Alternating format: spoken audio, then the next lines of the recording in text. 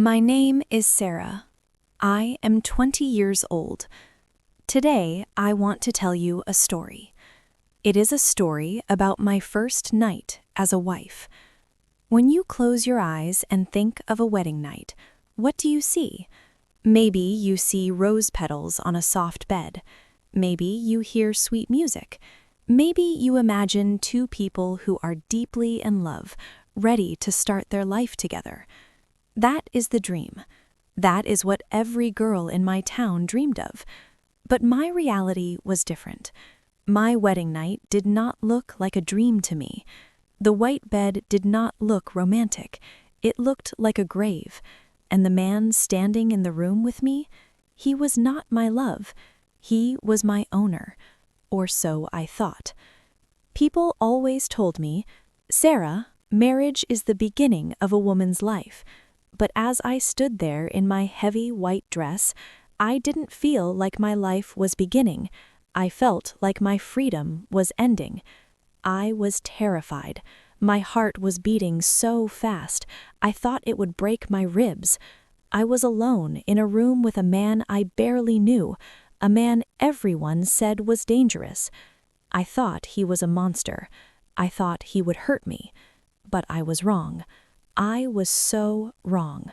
What happened behind that locked door changed everything I knew about men, and it changed everything I knew about love. Let me take you back to where this nightmare started. It was 2 weeks before the wedding. The year was 1974.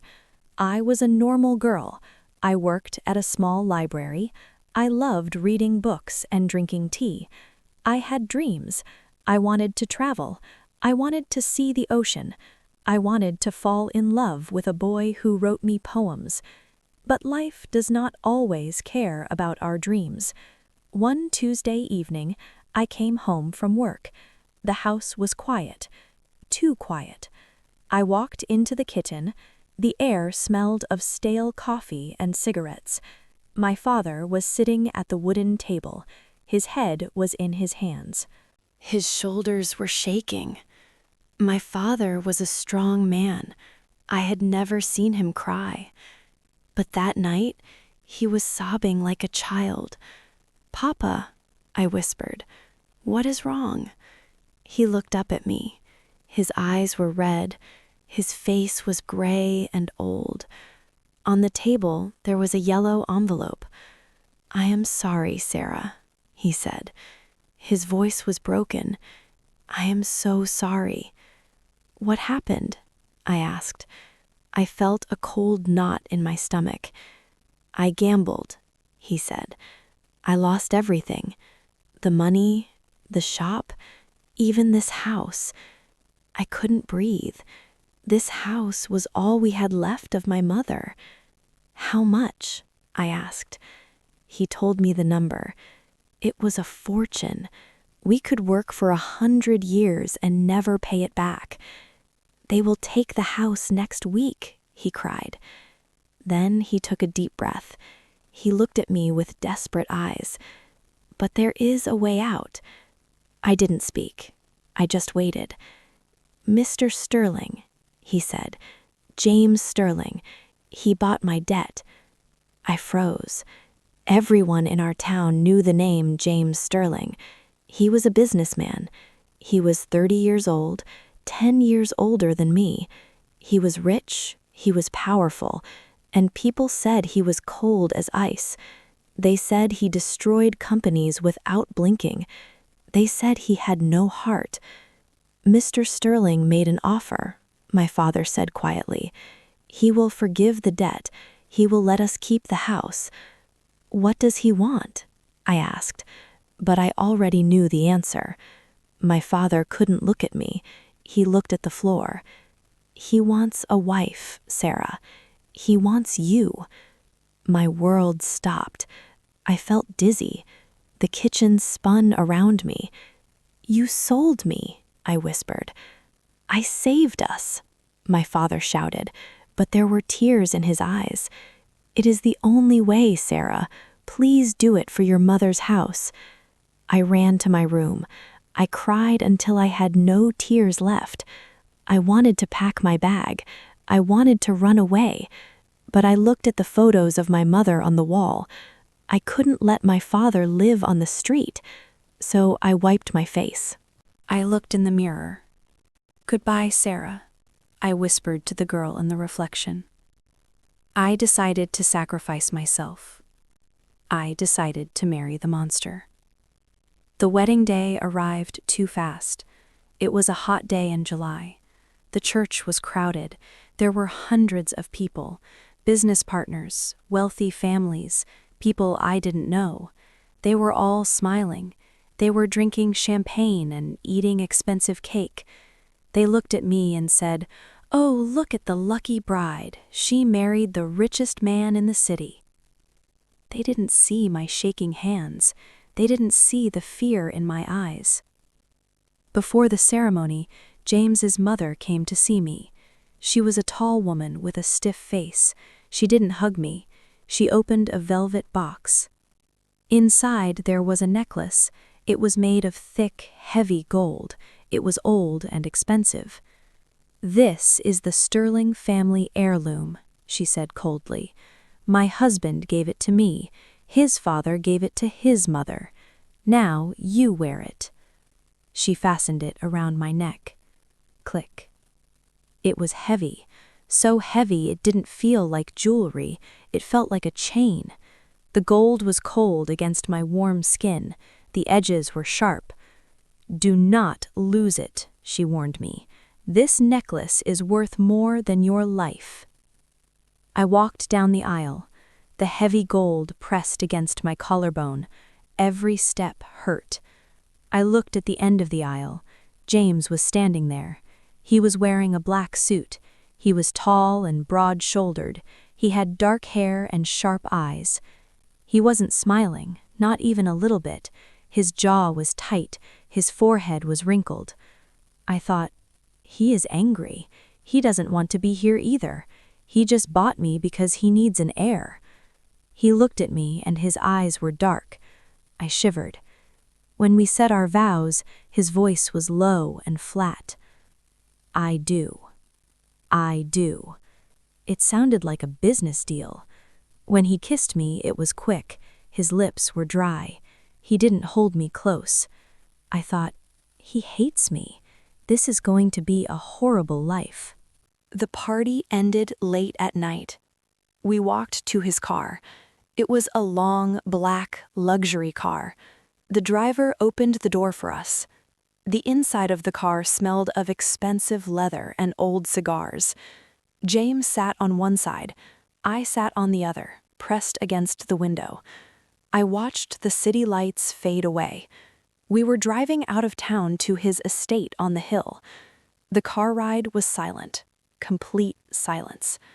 I wanted to say something, but my throat was dry. I looked at James from the corner of my eye. He was looking out the window. His hand was resting on his knee. His hand was big and strong. I looked at it and felt a wave of panic. Once he turned to look at me. He opened his mouth like he wanted to speak. My heart jumped. I thought he was going to yell at me, but he didn't say anything. He just sighed and looked away. That sigh sounded annoyed. I thought, I am boring him.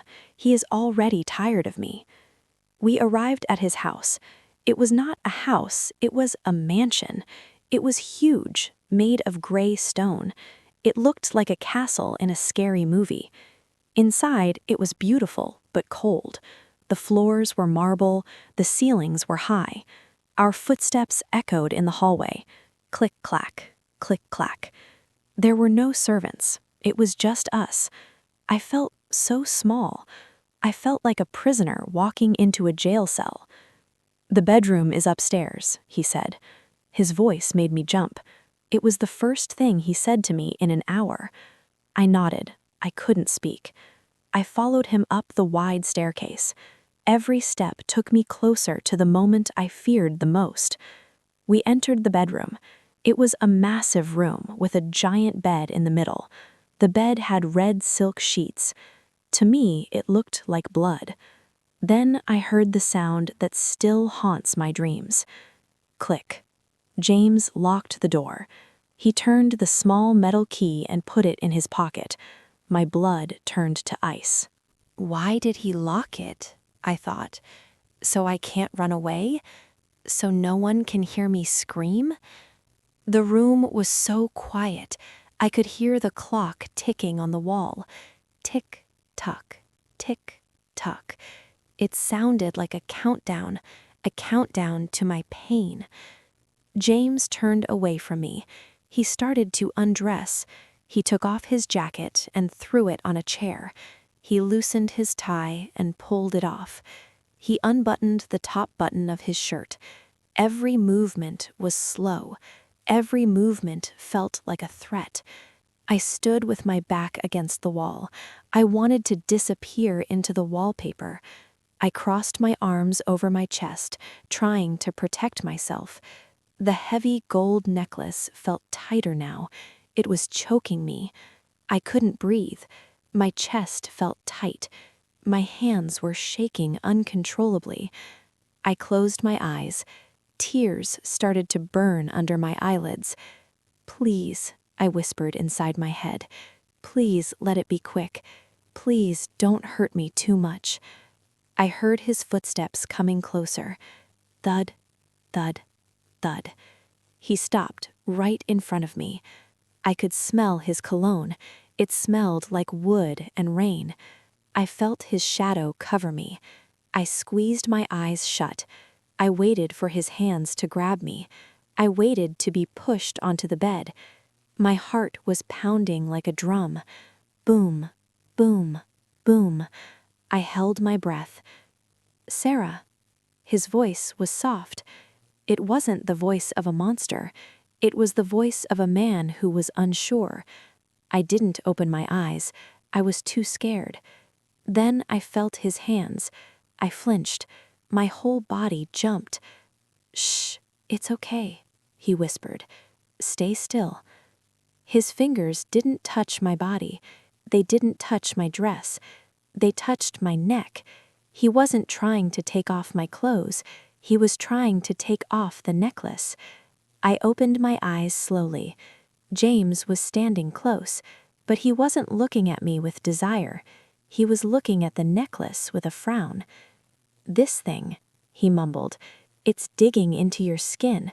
Your neck is red." His fingers were big, but they were incredibly gentle. The clasp of the necklace was small and difficult. He struggled with it. He was so close. I could feel his warm breath on my forehead, but he didn't take advantage of the moment. He was focused on helping me. Snap. The lock opened. The heavy weight fell from my neck into his hand. James placed the gold necklace on the table with a loud clank. I took a deep breath. For the first time all day, air filled my lungs. The pain was gone. I rubbed my neck. I looked at him in shock. He stepped back immediately. He put distance between us. He wanted to show me he was safe. "Why?" I asked.